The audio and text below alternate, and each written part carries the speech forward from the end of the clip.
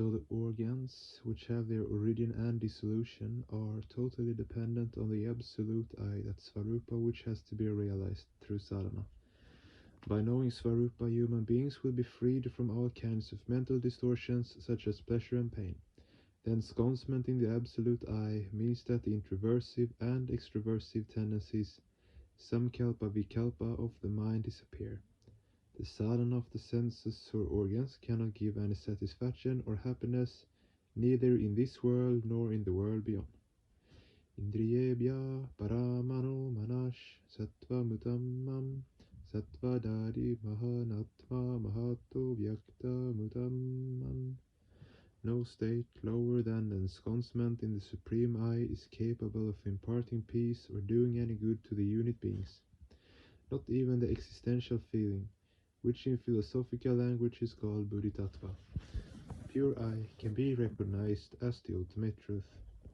It is an established fact that the mind is greater than the organs, for the mind is their creator and controller, and the sentient intellect, or the pure sense of ego, is greater than this subjective and objective mind, for the mind exists because of the sentient intellect of the dynamic momentum.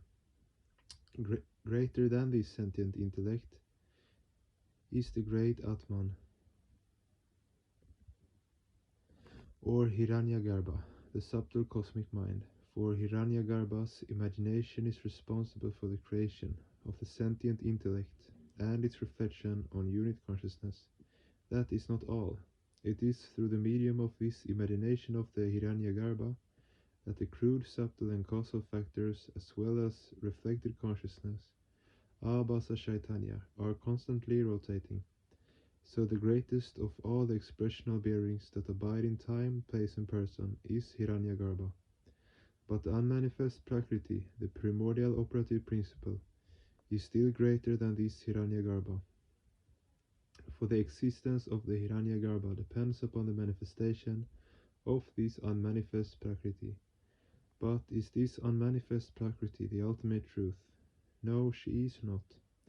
Avyaktatu para purusha vyapalinga evasha yam yanatva muchate yantura mritatvam nishagashati. Purusha, the supreme consciousness, is far greater than this unmanifest Prakriti. In Paramapurusha, when the unmanifest Prakriti is manifested, the collective name given to Purusha, that manifest Prakriti, is Hiranyagarbha. The Purusha, who is the witness of the manifest Prakriti, is Hiranyagarbha, is also the witness of the unmanifest Prakriti in Nirguna state. Objectless consciousness, that is to say, in Nirguna, the object, the unmanifest Prakriti, of which he is the witness, remains implicitly absorbed in his own stance, bhava. When the attributes is merged into the source of his attribution, one attains the non-attributional stance. Hiranyagarbha is attributional in the stage of individual association, Ota Yoga, and non-attributional in the stage of privational association, Prota Yoga. In some philosophies, the words shunya or vairashunya are used to describe this non-attributional stance. Here shunya does not mean nothing in the literal sense. It means to be filled with something. The reason why the nirvishesha is called shunya is that it is devoid of Prakriti's expression. If it is this expression which substantiates the existence of matter in the micropsychic sphere by being the support or fulcrum of the mind. Vairashunya, absolute void, having no support to offer, remains beyond the cycle of subjectivity and objectivity. Samkalpa vikalpa, the sphere of existence or non-existence, cannot touch it. Those who think shunya means emptiness are mistaken. There exists no theory or principle such as savishesha or nirvishesha in the above sense of shunya. The shunya that is used in pratikikarana symbolization is also not meant in the negative sense, for it is 10 times more meaningful than a numerical cipher. Truly speaking, by shunya, the philosophers generally meant non-attributional stance. So said Acharya Shankara. Yata shunya vida shunya vadinam shunyam brahma brahma vidam stata. Call him shunya or purusha, according to your choice. He alone is the supreme entity. As soon as unit beings know him, they free themselves from all kinds of bondages and become established in him. In that sea of divine nectar, Purusha is alinga, unqualified or non-attributional, the saguna bhava or the qualified state that is active in the microcosm and macrocosm due to the activity of the binding force is called linga purusha or operative purusha, and its base is called linga deha or operative body. Lingate gamyate yena talingam. That which causes this flow, this continuity of the imaginary world to remain unbroken is known as linga. Layam gashati yasmin talingam. That in which all objects get lost is called linga. In this sense, the epithet linga may also be given to Saguna Brahma. Shiva means consciousness, so the word Shiva Linga means Linga Purusha. Those who propagate the worship of a particular part of the body in the name of Linga Puja, phallus worship, fail to realize the depth and significance of Dharma. Such a vulgar interpretation is most undesirable. Only Alinga Purusha, the Supreme Purusha, is the absolute principle, and to be established in him, one has to return one's identity, created by Prakriti's influence, to him, the original cause. Na samdrishe tishtati rupa masyana shakshusha pashyati kashshana enam rida manisha manasha bhiktirptoya etad viduram ritaste bhavani. When you qualify an object, you say that it is either round or square, white or red, etc. These figures and colors merely indicate the forms and features of the object, and are necessary to recognize it with the organs of sight, the eyes. For every organ, the respective sign of the objects have to be taken into account according to their relative inferential factors, tanmatras. But Purusha has neither form nor tanmatra, because each of the tanmatras is evolved by Prakriti, the operative principle.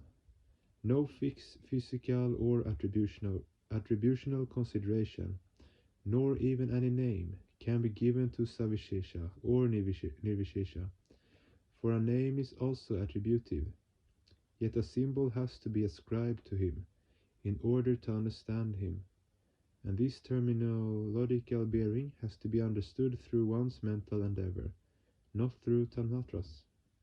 Efforts have to be made to merge one's thoughts in him. He is great. This alone describes him, because others become great when they are merged in his thought. This indeed is his identity, his significant epithet. No other name would be suitable for him. Brihatvad Brahma Brimhanatvad Brahma. Brahma is great, and he makes others great too. Purusha has no length, breadth, or width. He is beyond the senses. He cannot be seen with your eyes. He is non-material. He has to be understood by the proper application of the fundamental intellect or Bodhitattva. When one succeeds in bringing the Bodhitattva, which is normally agitated by the waves of the emotions, to a state of serene composure by applying the internal force of the Agriya Buddhi, pointed intellect, then alone will the radiance of the effulgent Purusha be reflected on the mind. This intellect is the subtlest part of the mind, a part of Hiranyamaya Kosha. It is from this layer that the subjective and objective seeds start to arouse their germinative potentialities. These potentialities find greater scope of expression in the Vijnanamaya Kosha and become manifested in the Atimanasa Kosha. The proper application of intellect leads to proper progress in sadhana. Sadhakas who make proper use of their intellect, manisha, in the scriptures are called manishi, or people of intellect. Yada pansha vatishtante jnanani manasha saha buddhishana vishesthati tamu param gatim. When the ears stop receiving tanmatras from ether, the skin from the air, the eyes from the luminous factor, the tongue from the liquid factor, and the nose from the solid factor, the collective bearing of the 5 organs becomes merged in the mind. This is the initial state of pratyahara, or retractive yoga. Thereafter, when the mind and these organs attain oneness with the intellect, Bodhitattva, the intellect, due to the absence of Aham Tattva and Chitta, also ceases its egoistic function. The intellect then merges in the Jnana Shakti, cognitive force. At that stage, the witnessing bearing attains the characteristic of objectless witnesship. This is called Paramagati or Parama Yoga. What is yoga? There are 3 definitions. Yoga Chitta Vritti Nirodha.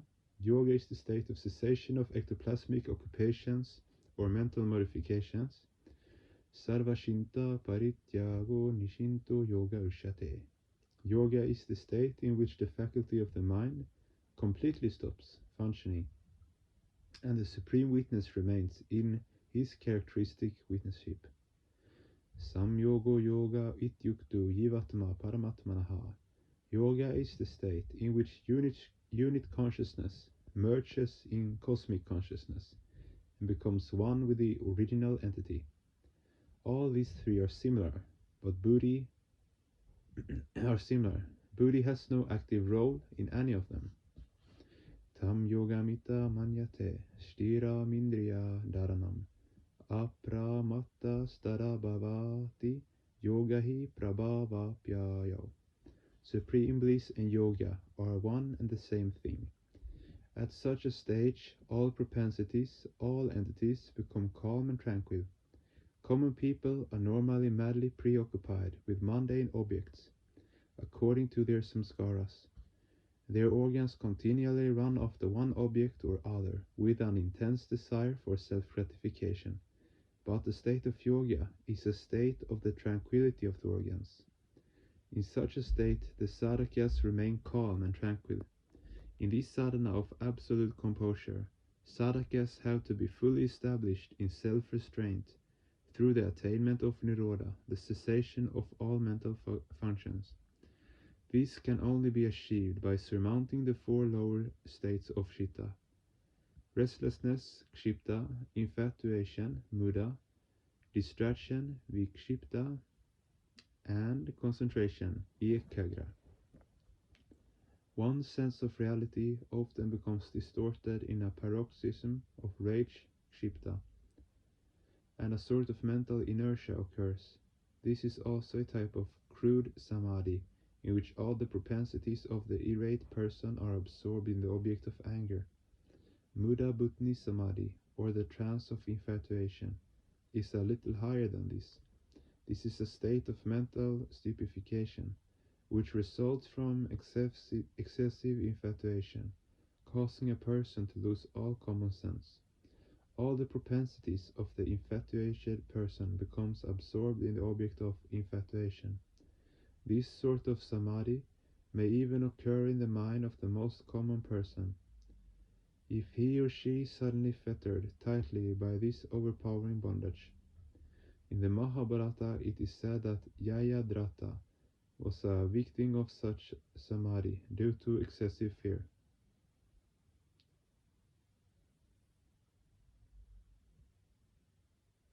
Vikshipta Samadhi occurs when the mind is engrossed in an elevated thought one moment, and the very next moment suddenly returns to its meaner propensities. Those who do not follow yama and niyama, codes of self-restraint, those who endeavor to attain God without the sadhana of samyama, self-control, are troubled by a multitude of distractions. If they absorb themselves in singing spiritual songs, kirtana bhajana, their mental proclivities are temporarily focused on the Divine One.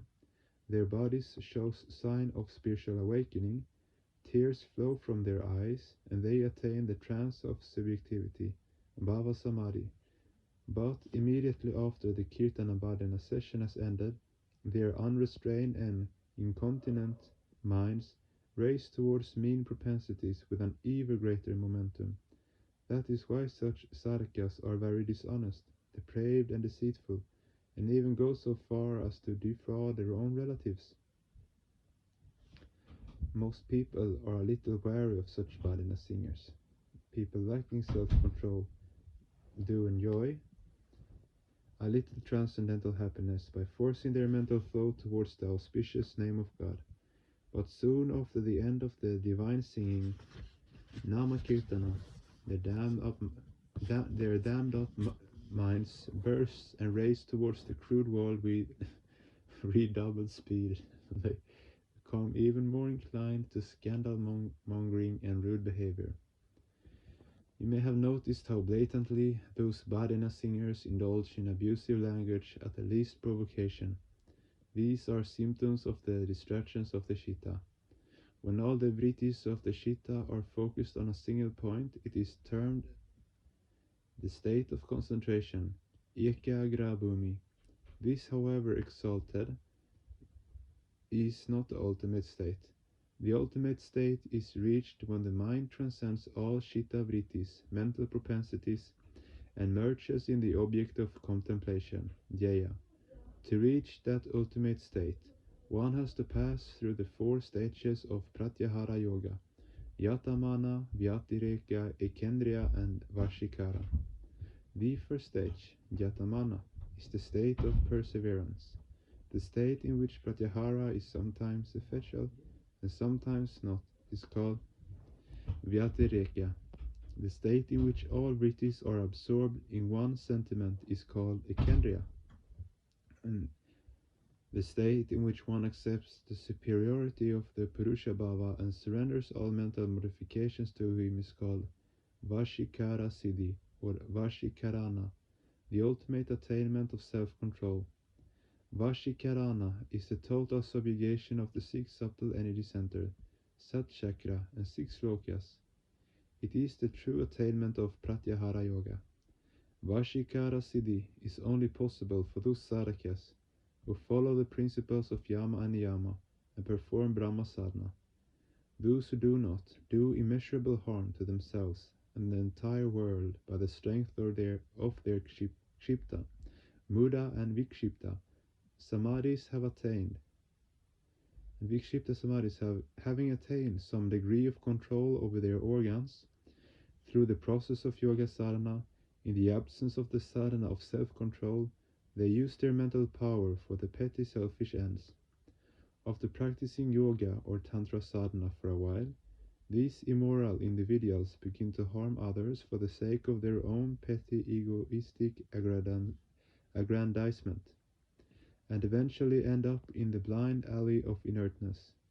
So I entreat you to follow the right path, the same yoga or self-control which is so beneficial for both individuals and the collectivity, is so dangerous when it is devoid of morality. So everyone must be strict in following the principles of Yama and Niyama. Naiva vashana manasya praputum shakyuna shakshusha ashtiti vruva tonyatra katam tandupala bhyate. Those who are not established in self-control cannot attain Brahma. Their Brahma remains confined to books and tall talks. They can never expand their minds to absorb spiritual knowledge. But the knower of truth realizes that Brahma is not attainable by words, nor even by reasoning, for the mind is itself a relative truth, is an ideating entity, dependent upon various theories. When the pointed intellect, Agriya Buddhi, attained through concentration, is merged in its subject, Brahma then alone does he appears. Only when relativity is transcended does spirituality burst into radiance. It is futile to attempt to apprehend this transcendental entity, who exists beyond the scope of time, space, and person, with the help of the crude organs. Union with the self is union with Brahma. Illuminating this sentiment is the firmament of one's heart. One has to realize him, and the one who realizes him announces thunderingly, "He exists." Listen, human beings, the words "He exists" are much truer than I am or you are. O sons and daughters of immortality of the divine abode, hear me. He exists. I have known him. I have touched him with my soul. I have understood him with the core of my heart. Vedahametam purusham mahantam aditya varannam tamasaha parashta.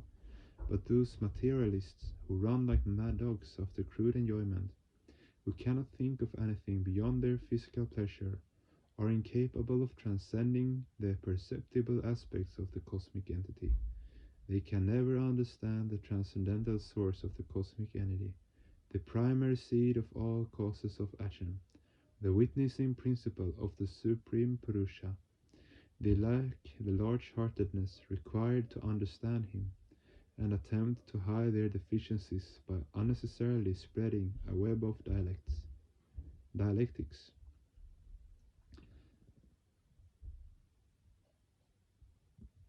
Asti tyevo palabda vyasta tattva bhavena shobhayo. Asti tyevo palabdasya tattva bhavaha prasidati. Those who seek to attain him in their hearts, in the molecules and atoms of their sense of existence, realize him through the attainment of divine truth. Whether in matter, spirit, space, existence, non-existence, or transcendentality, he exists everywhere, sometimes qualified, sometimes unqualified. It is he upon whom the mind and the thought and the organs and their propensities depend. Spiritual sadhakas know upon whose merciful favor all intellectual feats and eloquent expressions of the ego depend. They know that this is his qualified stance, and when they have nothing to call their own, when all their inspirations and aspirations are dedicated to the source of their existence, then what remains in them is nothing but his unqualified state. Every bearing of his qualified and unqualified state is properly realized when they attain him through the sadhana of devotion. Yada sarve pramushyante karmes yesya hriddi shritaha atamrit martyo mritto bhavatyatra brahma samshnute. What is the internal state of the sadhakas who attain that stance? You know, passion of desire is of two kinds, samskara mulaka, consequential, and pratyaya mulaka, original. The seat of expression of both these is the heart. When the mental propensities reach the state of cessation through sadhana, all the desires of the heart, whether original or consequential, disappear. The reactive momenta, samskara dara, of those who have reached this stage, even once, no matter what course their reactive momenta take, have only one passion, rati, left in them, and that is Brahma rati, or passion for the union with Brahma. Love alone remains as the praiti, the only longing. At that stage, sadhakas attain deathlessness, right in this mortal world. They see nothing but Brahma, for the eyes of those in whom singular longing for union with Brahma has awakened. Brahma praiti, this mundane world appears as the Brahmaloka, the abode of Brahma. Everything is he, everything is he. Yada sarva prapidyante hridaya siha krantyayaha atta martyo mritto bhavatyeta vadyanushashanam. What happens in such a state? The Jiva Shakti, or the microcosmic force, which is called Kula Kundalini, coiled serpentine, pierces through the 6 chakras and reaches the lotus of the Sahasrara chakra, and thus becomes one with him. There are 50 vrittis in the human body, situated in different glands of each chakra.